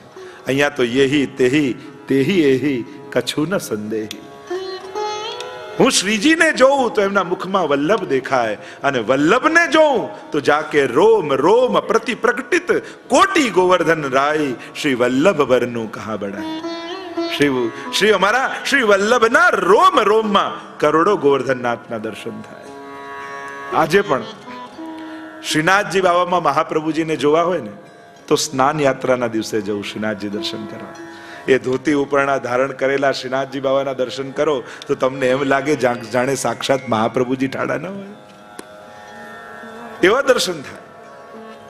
તો બંનેમાં ભેદ થોડી છે. સૂર કહા કહે દ્વિવિધ આંધરો બિના મોલ કો ચહેરો. દ્વિવિધ આંધરો जिसको दो नहीं दिखाई देते ऐसा अंधा हूं. મેં ક્યારે ભેદ કરીને જાણ્યો જ નથી. કારણ કે જ્યારે સુરદાસજીને પૂછવામાં આવ્યું, 1.25 લાખ પદ તમે ઠાકોરજીના રચ્યા પણ મહાપ્રભુજીનું એકે પદ ન રચ્યું. તબ સુરદાસજીને કહા, ન્યારો દેખતો તો ન્યારો ગાતો. ભેદ જોયા હોત તો ભેદ કરીને ગાત. મેં તો હંમેશા વલ્લભને જ જોયા છે, ખાલી નામ શ્રીજીનું ધર્યું છે. છતાંય તમે કહો છો તો કહું છું, દ્રઢ ઇન ચરણન કેરો ભરોસો. એક વલ્લભના નામમાં ભરોસો રાખવાથી શું થાય? જો તમે શબ્દો ગણો ને, દ્રઢ ઇન ચરણન કેરો ભરોસો, કેટલા થયા? 13. 13 અક્ષર થાય. તો વલ્લભના ચરણોમાં દ્રઢ ભરોસાથી શું થાય? અષ્ટાક્ષરના 8 અને પંચાક્ષરના 5 આ બંને મંત્રો સિદ્ધ થઈ જાય. ટોટલ થયા 13 ને, 8 ને 5 13. એટલે જ પહેલા દ્રઢઈને ચરણન કેરો ભરોસો એનું કરો તો 13 અક્ષર થાય. અષ્ટાક્ષર પંચાક્ષર સર્વ ગ્રંથ સહિત શ્રી વલ્લભના નામમાં એ છે પૂર્ણ પ્રતીત. દયારામભાઈ એટલે જ કહે છે, એક વલ્લભના નામમાં અષ્ટાક્ષર પંચાક્ષર શ્રીમદ ભાગવત સહિત શ્રી વલ્લભના નામમાં એ છે પૂર્ણ પ્રતીત. શ્રી વલ્લભના નામમાં બધું. યાહી મેં યમુના, યાહી મેં ગોકુલ, યાહી મેં બ્રજમંડલ. તો આનંદાય નમઃ કઈ કહ્યું છે કે આ વસ્તુતઃ કૃષ્ણ એવ. સાક્ષાત એ જ કૃષ્ણનું સ્વરૂપ શ્રી વલ્લભ છે. કોઈ એમ કહે અમે કેમ માનીએ? મર્યાદા માર્ગી કોઈ ભક્ત એમ કહે કે તમારા તો ગુરુ છે, તમે કહો અમે કેમ માનીએ? તો કહું કે અમે નહીં, આ તો પુરાણો કહે છે. ભવિષ્ય પુરાણમાં સ્પષ્ટ ઉલ્લેખ છે. મહાપ્રભુજી તો હમણાં 550 વર્ષ પૂર્વ થયા, પુરાણો તો હજારો વર્ષ પૂર્વ લખાયા, અને પુરાણોમાં સ્પષ્ટ નામ સાથે ઉલ્લેખ. અગ્નિ રૂપો દ્વિજાચાર્યો ભવિષ્યામિહ ભૂતલે વલ્લભો અગ્નિ રૂપ શ્યાદ વિઠ્ઠલ પુરુષોત્તમ. દયારામભાઈ મહાપ્રભુજી પૂર્વ થઈ ગયા. નરસિંહ મહેતા પૂર્વ થઈ ગયા, અને નરસિંહ મહેતાએ ગાયું, શ્રી વલ્લભ વિઠ્ઠલ પ્રગટશે, પુષ્ટિ માર્ગ વિશદ કરશે, નિસ્સાધન જનતે તારશે. નરસિંહ મહેતાનો સમય 600 વર્ષ પૂર્વનો છે, અને પહેલા વધાઈયા પુષ્ટિ માર્ગના નરસિંહ મહેતા કહેવાય છે. કારણ કે બાકી અષ્ટસખાઓએ મહાપ્રભુજી પ્રગટ્યા પછી વધાઈ ગાઈ, પણ નરસિંહ મહેતાએ તો મહાપ્રભુજી પ્રગટ્યા પહેલા ગાઈ છે, અને એટલા માટે એમને વધાઈયા કહેવાય છે પુષ્ટિ માર્ગના. તો આનંદાય કહીને કહ્યું કે આ સાક્ષાત વસ્તુતઃ કૃષ્ણ એવ. સાક્ષાત પ્રભુનું જ સ્વરૂપ છે મહાપ્રભુ, એમાં કોઈ ભેદ જાણવો નહીં. અને એટલા માટે આનંદાય કહ્યું, કારણ કે વેદમાં બ્રહ્મને આનંદ રૂપ કહ્યા, અને એ વેદમાં બતાવેલા બ્રહ્મ નંદ બાબાના ઘરે પ્રગટ થયા. એટલે તો નંદ મહોત્સવમાં આપણે કહીએ છીએ, નંદ ઘેર આનંદ ભયો. કારણ કે વેદમાં બ્રહ્મને આનંદ રૂપ કયો, એટલે કે નંદ ઘેર એ જ વેદનો આનંદ થયો. પણ કઈ રીતે, કયા નામે થયો? તો કે જય કનૈયાલાલ. પણ થયો છે આનંદ, પ્રગટ થયો છે બ્રહ્મ, અને એ જ લક્ષ્મણ ભટ્ટજીને ત્યાં પ્રગટ થયા. એટલા માટે પહેલું નામ આનંદાય નમઃ. તો વેદમાં આનંદ, નંદ બાબાના ઘરે આનંદ, અને એ જ આનંદ લક્ષ્મણ ભટ્ટજીના ઘરે આનંદ. અને એટલા માટે આનંદાય કહી, આનંદ રૂપ આપને કહ્યા, કૃષ્ણ રૂપ આપને કહ્યા. બીજું સ્વરૂપ મહાપ્રભુજી રૂપમ તત ત્રિતયાત્મકમ. જો મહાપ્રભુજીને એમ 3 સ્વરૂપ, વિરહાત્મક, સંયોગાત્મક અને ભાવાત્મક. વિરહાત્મક સ્વરૂપ વલ્લભ પોતે, રસાત્મક સ્વરૂપ શ્રી ગુસાઈજી અને ભાવાત્મક સ્વરૂપ શ્રી દમલાજી. રૂપમ તતત્રિતયાત્મકમ. તો બીજું સ્વરૂપ સમજાવતા કહ્યું, બીજું નામ સર્વોત્તમ સ્તોત્રમાં પરમાનંદાય નમઃ. આ મહાપ્રભુજીનું બીજું સ્વરૂપ. શ્રી વલ્લભને આ ત્રણ સ્વરૂપે આપણે ભજીએ છીએ, સેવીએ છીએ, માનીએ છીએ. તે પ્રભુરૂપ પણ છે અને આ પરમાનંદાય કહીને કહ્યું એ સાક્ષાત સ્વામીજી રૂપ છે. સાક્ષાત સ્વામીજીનું સ્વરૂપ શ્રી મહાપ્રભુજી છે. કારણ આનંદને કોણ માણે છે લીલામાં? તો કહ્યું સ્વામીજી. પ્રભુને જે માણે અને આનંદને જે માણે એ પરમાનંદી થાય. એટલે પરમાનંદ આ નિત્ય લીલામાં સર્વોપરી આનંદ એ સ્વામીજીને થતો આનંદ છે. અને એટલા માટે એ પરમાનંદાય નમઃ કહી તમ સ્તોત્રમાં સંકેત કર્યો કે આ મહાપ્રભુજી સાક્ષાત સ્વામીજીનું સ્વરૂપ છે. અને એટલા માટે આપણે ત્યાં નિત્ય લીલામાં એવો પ્રસંગ કહેવામાં આવે છે કે જ્યારે એકવાર વ્રજભક્તો બધા યમુનાજી પાસે ગયા અને વિનંતી કરી કે આજે રાસના સ્વામીની આપ બનો અને રાસ થાય. અરે સ્વામીજીને ખબર પડશે તો ખીજશે. એ નિકુંજમાં બિરાજ્યા હશે ત્યારે રાસ કરીશું. એમને નહીં ખ્યાલ આવે. બહુ આગ્રહ કર્યો ગોપીજનોએ, ત્યારે સ્વામીજી રૂપે મુખ્ય યમુનાજી બિરાજમાન થયા અને મહારાસ થવા લાગ્યા. મહારાસની ધ્વનિ શેખ સ્વામીજી સાથે નિકુંજમાં પહોંચી પાસે કિંકણીઓના શોર પહોંચ્યા, મધુર ગાનના ધ્વનિઓ પહોંચ્યા. સ્વામીજીને થયું અરે મારા વગર મહારાસ. ભાગતા ભાગતા ભાગતા સ્વામીજી આવવા લાગ્યા. સર્વ ગોપીજનોને ખબર પડી, વ્રજભક્તોને ખ્યાલ આવ્યો, અરે શું કરીએ? યમુનાજીને ખ્યાલ આવ્યો સ્વામીજી પધારશે, પધારી રહ્યા છે, ખબર પડશે તો ખીજશે. એટલે યમુનાજી તો જલ પ્રવાહ રૂપે વહેવા લાગ્યા. અને વ્રજભક્તોને થયું કે અમે ક્યાં જઈએ? વિચાર થયો, પુષ્પનું સ્વરૂપ ધારણ કરી ફૂલની માલા બની ઠાકોરજીના શ્રી કંઠમાં બિરાજમાન થઈ ગયા. સ્વામીજી આવ્યા, ધૂળની ડમરીઓ ઉડતી દેખાઈ. હજી નાદના એ ગુંજારો હજી થઈ રહ્યા હતા. કહ્યું પ્રભુ આપ અહીંયા એકલા ઠાડા છો? મને તો એમ લાગ્યું ત્યાં કે અહીંયા મહારાસ થઈ રહ્યો છે અને પ્રભુ મારા વગર રાસ. પ્રભુ મૌન થઈને ઉભા રહ્યા. સ્વામીજી ચારે બાજુ જોવા લાગ્યા તો નિકટમાં કલકલ કલકલ યમુનાજી વહી રહ્યા છે. ચારે તરફ દ્રષ્ટિ કરતા સ્વામીજીની દ્રષ્ટિ પડી ઠાકોરજીના શ્રી કંઠમાં રહેલા એ પુષ્પની માલા ઉપર. અરે આ માલાજી ક્યાંથી આવી? આવા પુષ્પો તો ક્યારે જોયા નથી. નિશ્ચિત આ વ્રજભક્તો જે મારા વગર મહારાસ કરી રહ્યા હતા એ પુષ્પ બનીને માલાજીમાં બિરાજમાન થઈ ગયા. ઠાકોરજીની સન્મુખ નિકટ આવ્યા યમુના શ્રી સ્વામીજી અને એટલા ખીજાયેલા હતા એ માલા પકડીને જ્યાં ખેંચી તૂટ પડી મોતીન કી માલા, રાસ વિલાસ ગહે કર પલ્લવ. અને માલા તૂટી અને જે નિત્ય લીલાના વ્રજભક્તો હતા, ભક્તો હતા, એ બધા ભૂતલ પર પડ્યા. એકવાર ઠાકોરજી મહારાસ કરી રહ્યા છે અને રાસ કરતા કરતા પ્રભુનું મુખારવિંદ ઉદાસ જોયું. સ્વામીજી રાસ કરતા કરતા જ્યારે દ્રષ્ટિ પડી ઠાકોરજીના મુખારવિંદ પર, નિકટ આવીને કહે પ્રભુ રાસમાં આપ ઉદાસ કેમ? ત્યારે ઠાકોરજીએ કહ્યું કે એ જે લીલાથી વિખૂટા પડેલા જીવો એમની સુધી મને આવી રહી છે. આ રાસનો આપણે બધા તો આનંદ કરી રહ્યા છીએ, પણ જે લીલાના જીવો વિખૂટા પડ્યા એ આ રાસના આનંદથી વંચિત છે. મને તાપ છે કે આ વ્રજભક્તો પાછા ક્યારે મારી લીલામાં પ્રાપ્ત થશે. મને એક એક વ્રજભક્તો પાછા લીલામાં પ્રાપ્ત થાય તો મને રાસનો આનંદ આવે.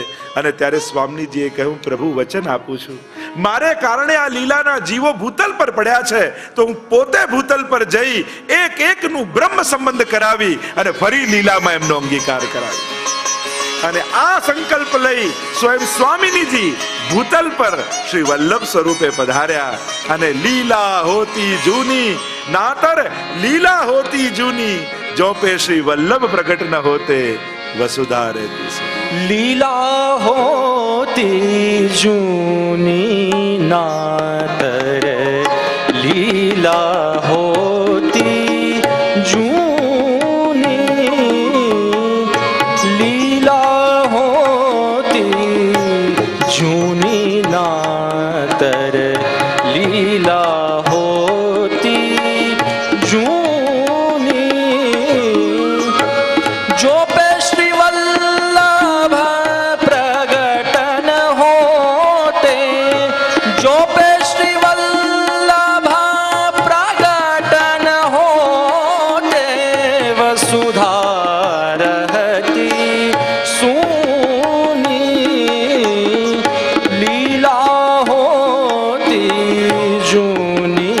नातर लीला होती जूनी।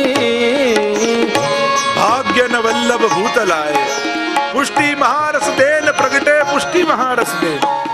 श्री महाप्रभु जी भूतल पर स्वयं स्वामिनी जी श्री वल्लभ रूप से आए। एक एक दैवी जीवों ने निकट गया, प्रतीक्षा न करी कि जे दैवी हसे आवશે મારી પાસે। ના ના, મારે કારણે ભૂતલ પર આયા છે તો એમના ઘરે જઈ અને એમનો સ્વીકાર કરી અને એમને બ્રહ્મ સંબંધ કરાવી ફરી લીલામાં અંગીકાર કરાવીશ। એટલા માટે તો આપણે ત્યાં ચણસ્પર્શ પણ કરીએ તો ડાબો જમણો ને ડાબો કરી। ચણસ્પર્શનો આ પ્રકાર છે, પહેલા ડાબો પછી જમણો પછી ડાબો। કારણ કે લીલાના જીવો હતા એટલે પહેલા પુષ્ટિમાં હતા એટલે પ્રભુનો પહેલા વામ અંગ ડાબો અંગ એટલે પુષ્ટિ અંગ એનો સ્પર્શ કરીએ, પછી આ ભૂતલ પર મર્યાદામાં આવ્યા એટલે જમણો સ્પર્શ, અને મહાપ્રભુજીએ કૃપા કરી ફરી લીલામાં અંગીકાર કર્યો એટલે પાછો ડાબો ચરણ સ્પર્શ दिन प्रति नई छवि लागत, दिन प्रति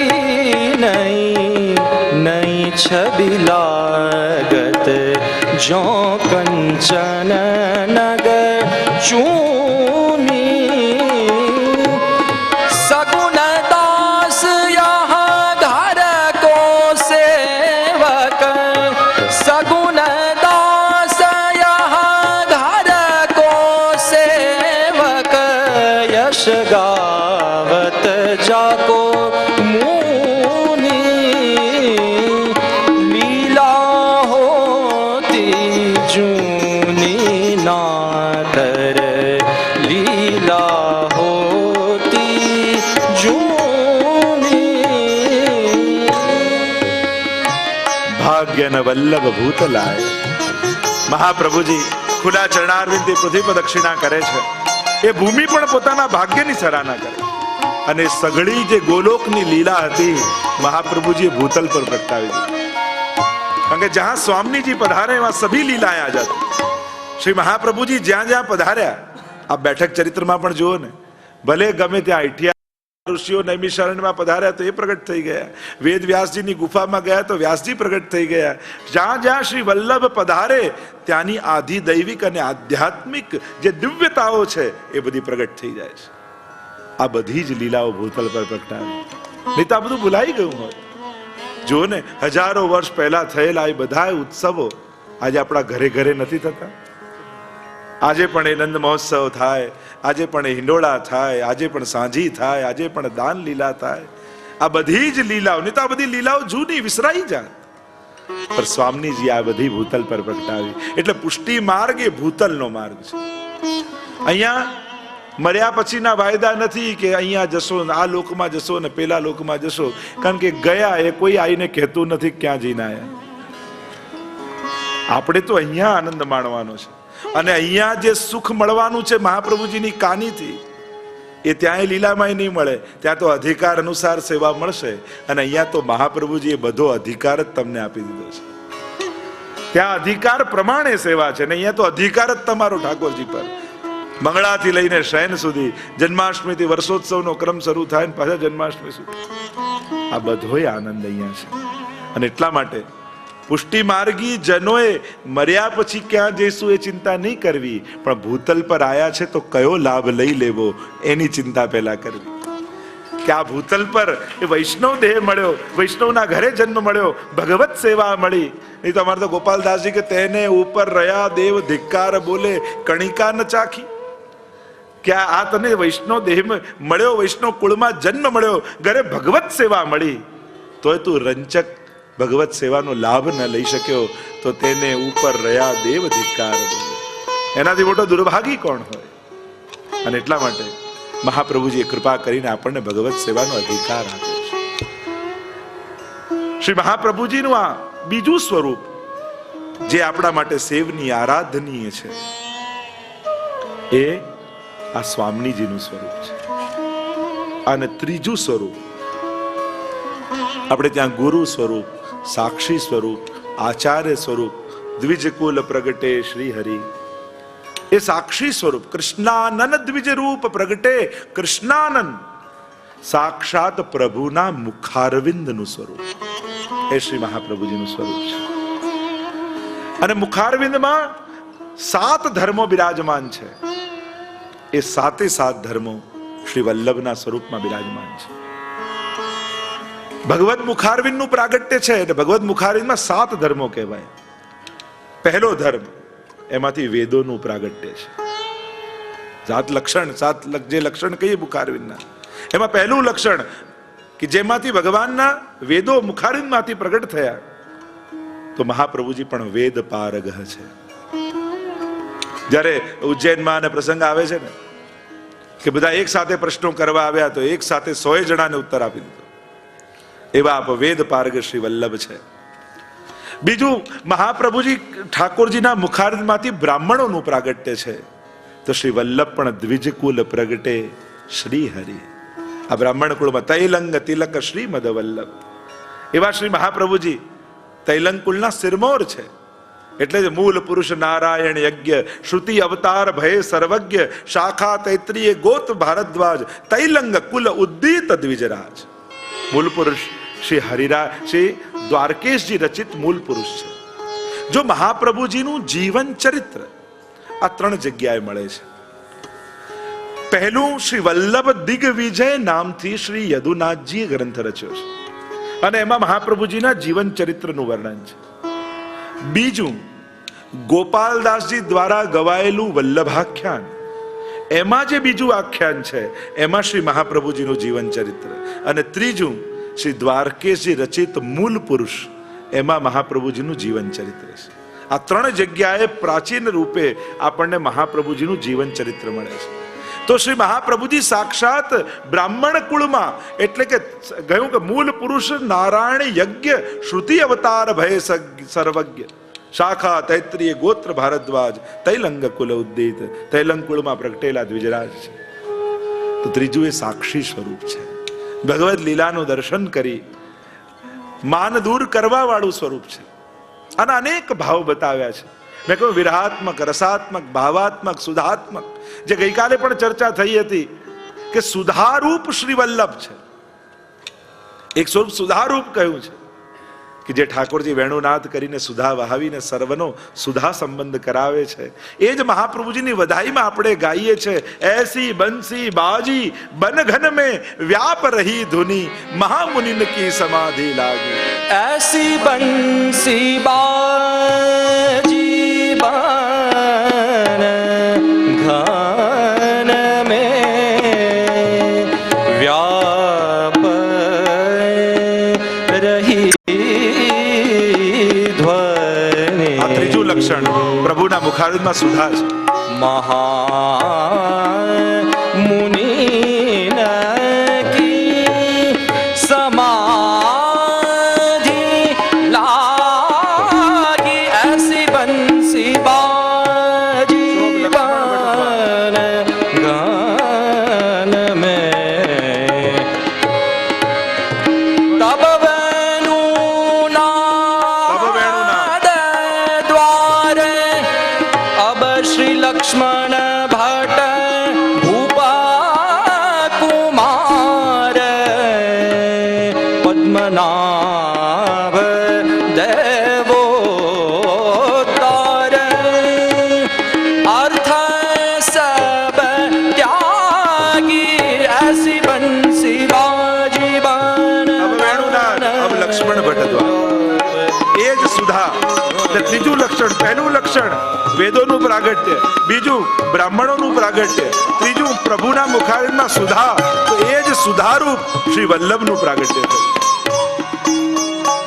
રોમ રોમ રસ છલકે શ્રી વલ્લભ, રોમ રોમ રસ છલકે, જો હે યા રસ કે અધિકારી, ભરત સંભાર હલકે. એ રોમ રોમ રસ છલકે એવા શ્રી મહાપ્રભુજી રસરૂપ છે, સુધારૂપ છે. એટલે સપ્તશ્લોકીમાં પણ ગુસાઈજી પ્રભુચરણ કહે છે કે એ સુધા વર્ષેણ વેદોક્તિ ભી, એ સુધા જે બિરાજમાન છે એ શ્રી વલ્લભનું સ્વરૂપ છે. સ્ફુરત કૃષ્ણ પ્રેમા મૃત રસ ભરેણા તે ભરિતા, વિહારાન કુરવાણા વ્રજપતિ વિહારાબ્ધિષુ સદા પ્રિયા ગોપી ભરતુ સ્ફુરતુ સતતમ વલ્લભ ઇતિ પ્રથાવત્યસ્માકં હૃદિ સુભગ મૂર્તિ સકરુણા. ધર્મી રૂપ સુભગ મૂર્તિ અને ષડધર્મ બે પ્રકારની સુધા છે. એક સંયોગાત્મક, બીજી વિરહાત્મક. આ બંને રૂપ વલ્લભ છે.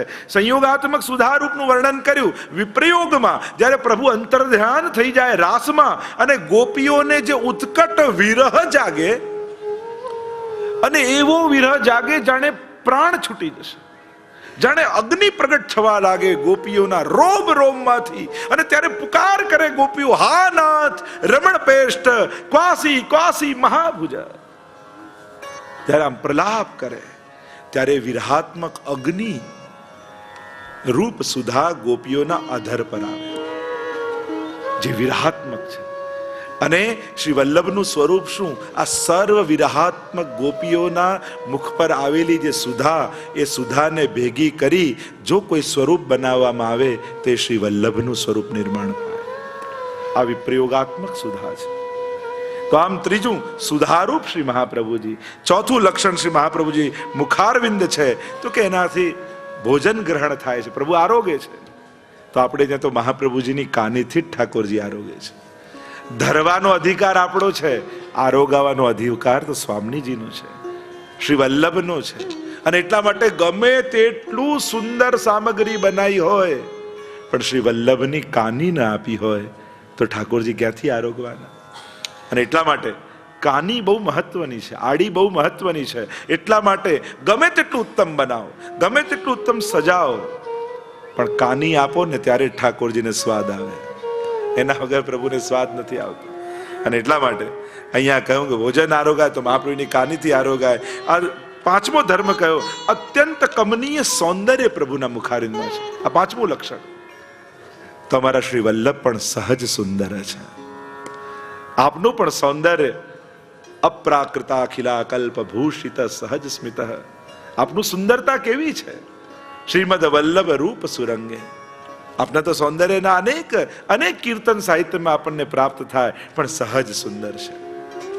એવી સહજ સુંદરતા શ્રી વલ્લભના મુખારવિંદમાં બિરાજમાન છે. એટલે અનેક પ્રસંગોમાં તમે જોશો કે ઘણા એવા પ્રસંગો તમને જોવા મળશે જ્યાં મહાપ્રભુજી સાક્ષાત પ્રભુ રૂપે દર્શન આપ્યા, પણ ક્યાંય કોઈ એવો પ્રસંગ જોવા નહીં મળે કે ઠાકોરજીએ વલ્લભ રૂપે દર્શન આપ્યા હોય. કારણ કે ઠાકોરજી તો પ્રભુ છે, વલ્લભ મહાપ્રભુ છે. એટલા માટે પ્રભુ મહાપ્રભુજી પ્રભુનું રૂપ ધારણ કરી શકે છે, પણ પ્રભુમાં એટલું સામર્થ્ય નથી કે મહાપ્રભુ બનીને દર્શન આપી શકે. એટલા માટે મહાપ્રભુ છે, અત્યંત કમનીય સૌંદર્ય બિરાજમાન છે. છઠ્ઠું લક્ષણ કયું, જેમ પ્રભુના મુખારવિંદમાંથી અગ્નિનું પ્રાગટ્ય, મુખાદ અગ્નિ રજાયતે, જે વેદમાં કહીએ છીએ પુરુષ સૂક્તમાં, મુખમાંથી અગ્નિ પ્રગટ થાય. તો શ્રી વલ્લભ તો સાક્ષાત અગ્નિ રૂપ છે.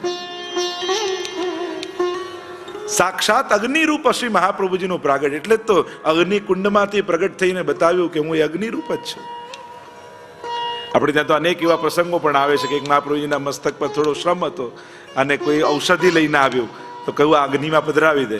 અગ્નિમાં પધરાવ્યું ને આપ સ્વસ્થ થઈ ગયા, અને એને અનુભવ કરાવ્યો કે હું સાક્ષાત અગ્નિ રૂપ છું. અને સાતમો ધર્મ કયો કે પ્રભુ આમ અધરામૃત બિરાજમાન છે, તો એ જ અધરામૃત શ્રી વલ્લભ સાક્ષાત. અને સાતમો ધર્મ કયો કે સરસ્વતીજીનું પ્રાગટ્ય પ્રભુના મુખારવિંદમાંથી છે. શ્રી મહાપ્રભુજી પણ વાક્પતે છે. આપણે ત્યાં તો ઘટ સરસ્વતીનો પ્રસંગ આવે છે ને, કે જ્યારે ઘટ સરસ્વતી એટલે ઘડામાં સરસ્વતીજીને પૂરી રાખેલા, અને શાસ્ત્રાર્થ કરવા જાય ને જે બ્રાહ્મણ સામે વિદ્વાન બિરાજમાન હોય એટલે અડધા શાસ્ત્રાર્થે ઘડામાંથી સરસ્વતી પ્રગટ થાય અને કે ના આ બ્રાહ્મણ સાચો છે ને આ ખોટો છે, એમ કરીને જીતીને આવે શાસ્ત્રાર્થ. એટલે એ વિદ્વાનનું નામ જ પડી ગયું ઘટ સરસ્વતી, કે જેણે ઘડામાં સરસ્વતીજી પૂરી રાખ્યા છે. એકવાર મહાપ્રભુજી પધાર્યા અને મહાપ્રભુજી જોડે શાસ્ત્રાર્થ કરવા આવ્યો. શાસ્ત્રાર્થ ચાલ્યો ચાલ્યો ચાલ્યો, એને થયું હમણાં સરસ્વતીજી ઘડામાંથી પ્રગટ થશે, મારો પક્ષ લેશે. આખો શાસ્ત્રાર્થ પૂરો થઈ ગયો, હારી ગયો મહાપ્રભુજીથી, પણ સરસ્વતીજી બહાર જ ના આવ્યા. અને બહુ હતાશ અને નિરાશ થઈને ઘરે ગયો. ગઢો જ્યાં પધરાવ્યો એમાં સરસ્વતી પ્રગટ થયા. અરે હવે પ્રગટ થયા, દરેક વખતે શાસ્ત્રાર્થમાં આપ પ્રગટ થઈને મારો પક્ષ કરીને મને જીતાડો છો, આજે કેમ બોલ્યા નહીં? ત્યારે સરસ્વતીજીએ કહ્યું, આ જેટલા વિદ્વાનો છે એ મારા પુત્ર સમાન છે, એટલે દરેક વખતે હું પ્રગટ થઈને બોલું છું, પણ સામે પતિ બેઠા હોય તો મારાથી ક્યાંથી બોલાય? શ્રી વાક્પતયે નમઃ. આ તો સરસ્વતીના પતિ છે, સાક્ષાત પ્રભુ છે, એમની આગળ મારાથી કેમ બોલી શકાય? અને એટલા માટે જેમ પ્રભુના મુખમાંથી સરસ્વતીનું પ્રાગટ્ય છે, એમ એ જ સરસ્વતીના પતિ શ્રી મહાપ્રભુજી છે. એટલા માટે સર્વોત્તમ સ્તોત્રમાં આપનું નામ વાક્પતિ આપવામાં આવ્યું છે. તો આમ શ્રી મહાપ્રભુજીના અનેકવિધ સ્વરૂપોની ચર્ચા આપણે ત્યાં કરી છે. તો આનંદ કહીને બ્રહ્મરૂપ, પરમાનંદ કહીને સ્વામીજી રૂપ, અને શ્રી કૃષ્ણાસ્ય કહીને સાક્ષાત ભગવદ મુખારવિંદના સાક્ષી સ્વરૂપ શ્રી મહાપ્રભુજી પ્રગટ થયા છે. એવા શ્રી વલ્લભનું આ દિવ્ય સ્વરૂપની તો ગાથા અનેક પ્રકારે ભાવાત્મક ક્રમમાં પણ છે. સ્વરૂપનું વર્ણન શ્રીમદ વૃંદાવનેન્દુ પ્રકટિત રસિકાનંદ સંદોહરૂપ સ્ફૂર્જદ્રાસાદિ લીલામૃત જલી ભરાક્રાંત સર્વોપી શશ્વત, એમ વલ્લભાષ્ટકમાં શ્રી ગુસાઈજી પ્રભુચરણે વર્ણન કર્યું છે. ગુપ ગૂઢ અને ભાવાત્મક રૂપે છે. એ રીતે જ ગુણોનું વર્ણન એ સપ્તશ્લોકીમાં ગુસાઈજી પ્રભુચરણ વર્ણન કરે છે કે આપના ગુણો ઐશ્વર્ય, વીર્ય, યશસ્વી, જ્ઞાન અને વૈરાગ્ય, આ ષડધર્મ જે ઠાકોરજીમાં છે એ મહાપ્રભુજીમાં પણ છે, જે મહાપ્રભુજીમાં છે એવા યમુનાજીમાં પણ છે. એટલે યમનાષ્ટકની ટીકામાં કહ્યું કે ઠાકોરજી, યમુનાજી અને મહાપ્રભુજી ત્રણેય જીવ પર કૃપા કરે છે. ભગવાન વિરહમ દત્વા ભાવવૃદ્ધિમ કરોતિ તથૈવ યમુના સ્વામી સ્મરણાત સ્વીય દર્શનાત અસ્માદ આચાર્ય વર્યાસ્તુ બ્રહ્મ સંબંધ કરણાત તાપ ક્લેશ પ્રદાનેન નિજાનામ ભાવવર્ધકા.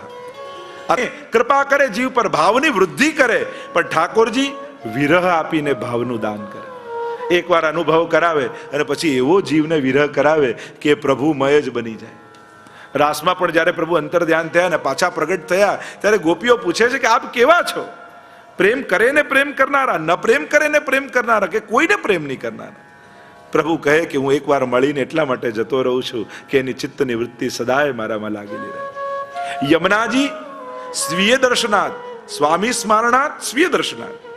શ્રી યમુનાજીનું આરાધન કરો ને તો યમુનાજી પણ દર્શન આપે એકવાર, અને દર્શન આપી તમને ઠાકોરજીનું સ્મરણ કરાવી એમનામાં પ્રેમ જગાવે. અને મહાપ્રભુજી અસ્માદ આચાર્ય વર્યાસ્તુ બ્રહ્મ સંબંધ કારણાત, બ્રહ્મ સંબંધ કરાવી તાપ ક્લેશ પ્રદાનેન નિજાનામ ભાવવર્ધકા.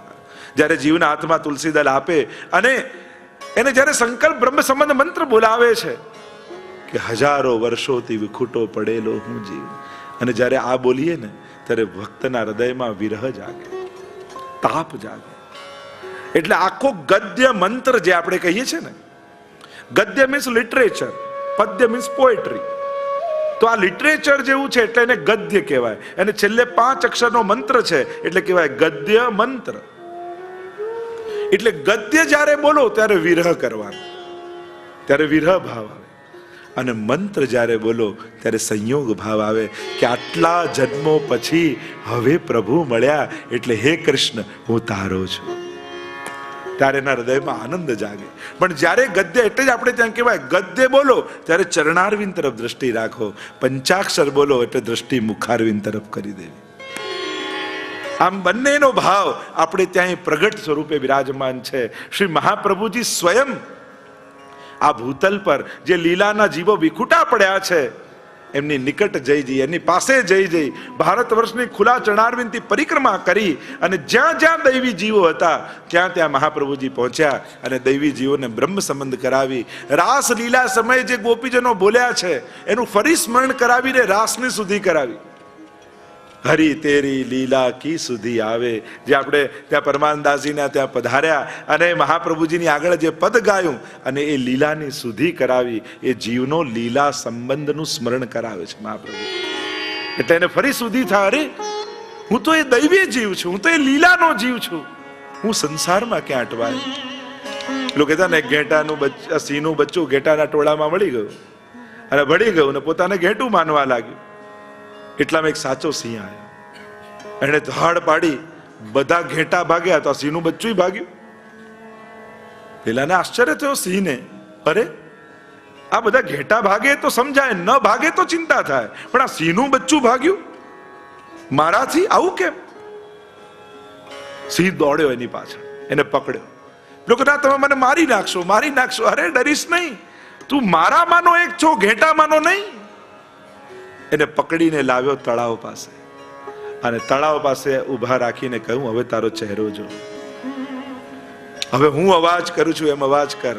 અને જાણે અવાજ કાઢ્યો ત્યારે સિંહ જેવો અવાજ નીકળ્યો, અને એને ભાન થયું, અરે હું તો સિંહ છું, પણ ઘેટાઓ સાથે રહી મારી જાતને ઘેટો માનવા લાગ્યો.